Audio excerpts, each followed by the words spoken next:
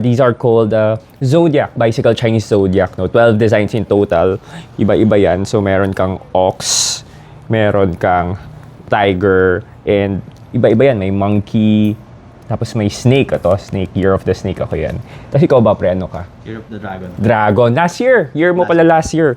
So, yan. Bubuksan natin yan later on. And we also have this one. This is called Bicycle Gen Z. Akalain mo yun yung Gen Z, nagkaroon na si Bicycle Deck, no? It's a blind pack. Ayan. So, bubuksan rin natin to isa-isa. And dito sa side ng box, makikita mo yung mga possible decks na makukuha nyo. 8 in total yan. And meron siyang dalawang secret.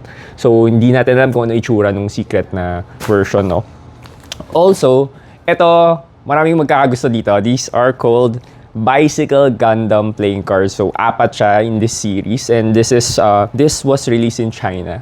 Ayan, mga China exclusive yan. So, 4 yung version niya. You have the Mobile Suit Gundam. You have the Gundam 00. Ayan, 00. Meron kang Gundam Seed. And this is Gundam Unicorn, no? So, meron rin siyang kasamang exclusive na bicycle branded na acrylic case, no? So, we'll be opening all of these, and papakita namin sa inyo in depth sa mga susunod na mga content namin. Yun lang.